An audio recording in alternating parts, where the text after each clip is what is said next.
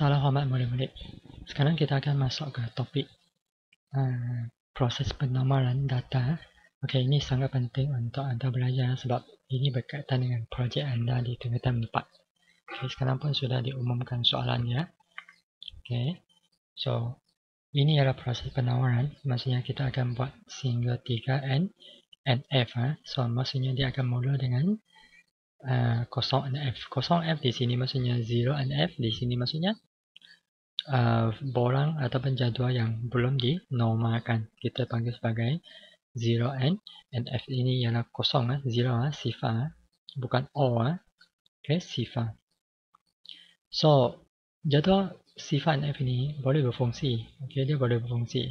Tetapi dia akan menyebabkan data lewat, okay, yang banyak dan menjejaskan, okay, mengganggu lah. Okay, integriti data. Okay, integrity data yang ni. So sebelum kita masuk ke penomoran ni, maksud cikgu ialah sebelum kita masuk ke proses penomoran, okay, 0, 1 NF, 2 NF, 3 F, okay, lebih baik kita ulang kaji sekejap yang ni. Okay, kebergantungan fungsi sepenuhnya. Okay, lepas itu separa dan transitif. Okay, ini benda yang sangat penting dan agak susah juga nak dipahami oleh khasnya kita yang baru belajar database ini. Okey, kebergantungan fungsi sepenuh. Okey, maksudnya yang ni, okey, tarik hantar ni, okey, contohnya buku kan.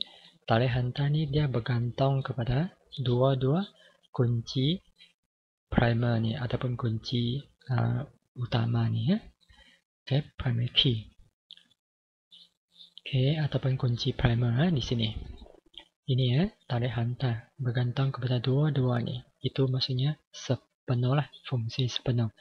Kalau kamu tidak letak ini, so maksudnya buku yang kamu hantar itu automatik kita tak tahu siapa pelajar yang hantar kan, betul tak?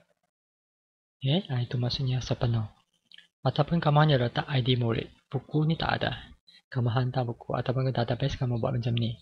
Okay, ID murid dan tarik hantar. So kita pun tak tahu apa buku dia hantar kan. Kita tak ada kunci primer untuk codebook buku. Itu maksudnya sepenuhnya lah. Boleh faham Okey, maksudnya dia bergantung kepada dua. Contoh okey, boleh Okey, ini maksudnya lah tarik hantar bergantung kepada dua-dua ini. Okey, itu maksudnya fungsi sepenuh. Okey, salah satu tak jadilah. Okey, tidak dapat ditentukan nanti. Okey, bila tarik hantar.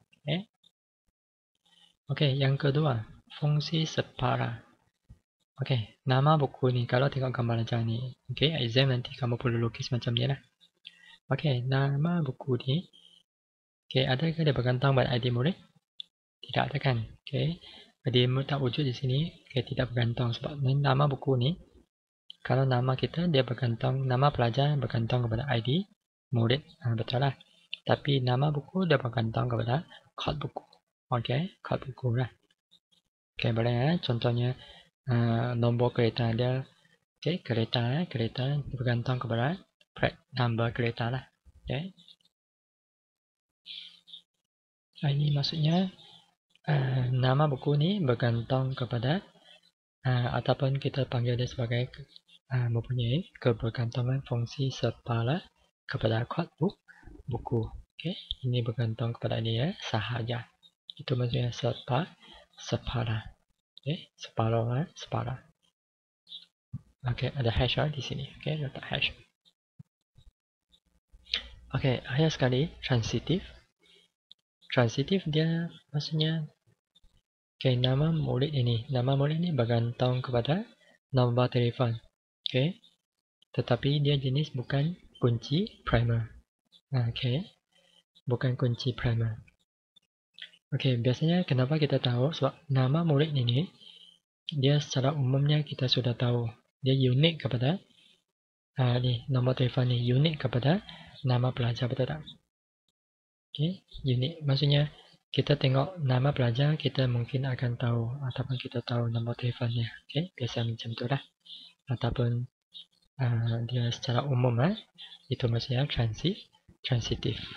Okay, dia bergantung kepada kunci bukan primer. Okay, itu maksudnya transitif. Okay, selepas ini kita sudah belajar itu sepenuh, separa dan transitif. Okay, sekarang baru kita tengok ini. Ini kamu akan buat di projek kamu nanti. Okay, ini biasanya kita perlu fikirkan kalau projek sebenar, kita perlu fikirkan jadual ni. Itu yang susahnya. Itu yang susah. Okay, di sini cikgu ambil satu contoh sifat NF jadual ni. Okay, dia ada dua bentuk. Bentuk pertama, ini bentuk pertama macam ni. Okay, cuba kamu tengok apa bezanya bentuk pertama dengan bentuk kedua. Ini bentuk kedua. Okay, sifat NF juga. Soal exam mungkin kamu akan jumpa dua soalan macam ni. Soalan pertama macam ni, bentuk macam ni. Dia dua-dua adalah bentuk sifat NF. Okay, sifat NF yakni dua-dua ni. Okay. Untuk projek okay, kita pakai guna ni lah, lagi senang lah. Okay, macam ni lah. Kita ada jadual dia, jadual buku, murid. Okay. Kemudian dalam sini kita perlu letak apa? Buku. Dan biasanya ada kod buku. Okay, ada nama buku, pengarah. Okay, lepas itu murid, pengarah sih maksudnya penulis. Murid ada ID murid, nama murid, nombor telefon. Lepas tu bila dia pinjam buku, bila dia hantar buku. Okay, yang kosong kan di sini maksudnya benda yang sama itu, okay, attribute yang sama kita tak ulang lah, kita biarlah kosong. Okay, itu maksudnya sifat NF lah. Okay, benda yang sama. Okay, ataupun kalau macam ni, dia buat macam ni lah, asingkan lah buku dan murid, lepas tu dia isi semua. Okay, ulangkan benda yang sama, dia ulang-ulang. Okay. Okay, ini dia tak ulang, kita biar kosong. So, untuk projek kita guna format ini lah. Okay, guna format ini. Yang benda yang ulang, kita kosongkan dia. Biar dia kosong lah, tak perlu tulis apa-apa. Okay, so buku. Okay, nama jadual murid. Ini ialah sifat NF. Okay, macam mana kita nak tukarkan dia ke dalam satu NF. Satu NF, kita nak kena pastilah. Okay, mana bergantung fungsi sepenuh dia. Buku, dia bergantung ke buku kan. Murid bergantung kepada ID murid. Okay. So, sekarang cara kita yang macam ni. Okay, sebelum kita masuk itu, kita tengok dulu. Okay, kenapa kita perlu buat penormalan? Okay, kata kunci ini perkataan penting ni penormalan. Okay, kita nak analisis jadual sifat F ini berasaskan atribut kunci dan kebergantungan fungsi ada kan tadi kita belajar. Okay, so tujuannya ya kurangkan duplikasi di bahasa Inggeris, translation. Okay, ulangan data. Okay, ulangan data. Macam tadi kan, banyak ulangan data kan. Okay, data berulang. So, biasanya kita akan asingkan lah, pecahkan dia sifat F ni kepada satu NF lah. Kita tengok. Okay, ni. Macam kita nak tukar. Kenapa kita nak tukar dia? Ni, pastikan lajur jadual adalah atomic. Okay, setiap jadual itu, okay, cuba kamu tengok sini. Ini belum kita gariskan kan, mana satu kunci primer dia. Kita perlu lukis. Okay, selepas itu kita akan lukiskan dia. Setiap jadual mempunyai kunci primer. Okay. Dan kita tengok sekarang. Ni, apa objektif dia? Ini sudah ulang tadi. Pastikan lajur atomic. Okay, kamu salin ini. Satu NF ini sangat penting. Okay, kena pasti kunci primer dalam jadual. So, dalam sini masih ada isu lagi lah. Okay, masih ada isu sepenuh dia. Lepas itu ada fungsi separa. Okay, ini penyelesaian. Lepas ini ada penyelesaian ni baru kita buat 2 NF. Okay, ini tujuan 1 NF lah. Okay, sekarang kita tukar tadi. Kita isi semua, penuhkan semua ni. Walaupun dia ulang, kita isikan semua balik. Okay, 0010 ni kita isi balik. Lepas itu kita gariskan ni. Kod kunci ni kita gariskan. Okay, nampak sini tak? Tadi atas ni ada buku kan? So, sekarang tidak ada lagi buku tu. So, semua jadual sudah atomic sudah. Okay, dia ada ruang dia sendiri. Lepas itu ini pun kita gariskan sudah kunci primer dia. Okay. Kita asingkan itu. 1NF senang lah. Okay, senang kita buat. Kita gariskan, kena pasti kunci primer dia. Gariskan. Okay. Kita isi penuh semua benda yang ulang. Okay, satu lagi yang penting di sini, sudah kita belajar juga ini, skema hubungan. Okay, kita salin saja skema hubungan ini. Cara dia macam ni. Okay, ini kita bagi nama yang sesuai. Kalau ni ada buku kan, pinjaman buku, so kamu letaklah nama jadual buku pinjaman. Kalau tak suka dengan perkataan buku pinjaman, apa kamu nak letak? Pinjaman, buku pinjaman, library, yang sesuai lah, yang sesuai. Okay, lepas itu kamu susun saja. Okay, salin ikut susunan ini yang senang. Kod buku, okay, kamu cara macam ni huruf ini, simbol ni, bukan kurungan simbol ni, kamu letak KP. KP macam kunci primer lah. Lepas tu nama buku, ikut susunan ni pengarang, ID murid, okay, ID murid pun KP sekali lagi. Lepas tu nama murid, nombor telefon. Okay, susun sampai habis, lepas tu tutup kurungan. Ini ialah skema hubungan 1MF. Okay, ujian khasnya bahagian B, dia ada dua jenis bentuk ujian lah. Dia minta kamu tulis 1NF dalam jadual ni ataupun dalam bentuk macam ni. Okay, dua-dua ada. Okay, bergantung kepada markah dia lah. Soalan dua-dua ni kamu perlu belajar. Dua-dua ni benda yang sama. Orang projek kamu pun sama. Dua-dua ni kamu perlu tulis. Okay. Okay, kemudian 2NF. 2NF di sini. Okay, tadi sudah ada fungsi. Masih ada fungsi kan? Separa. So, sekarang kita nak hapuskan dia lah. So, tidak ada fungsi. Okay. So, semua jadual hubungan mempunyai kebergantungan fungsi sepenuh dia lah. Okay, so setiap jadual ada kunci primer dia. Okay, tetapi dia ada satu lagi masalah di sini. Transitif yang belum dikenal pasti. So, kita perlu 3N dan F. Kalau tidak ada kebergantungan fungsi transitif, kita tak perlu buat 3N F. Okay, kita biar kosong. Tapi perlu kamu tulis ayat ini. Okay, ayat ini Okay, ini contoh dia. Tadi sudah kita dalam jual besar kan. So, kita pecahkan dia kepada ni. Okay, kalau tadi kamu letak buku kan. Buku pinjaman. Kalau kamu letak perkataan pinjaman tak sesuai lah. Buku pinjaman kita masih boleh asingkan dia. Okay, asingkan. Setiap jadual ada nama jadual dia. Okay, so kita asingkan nama-nama jadual ni asing kepada 3. So, 3 maksudnya setiap saja jadual ada perkataan buku sahaja. Kalau ni pinjaman, kita letak pinjaman.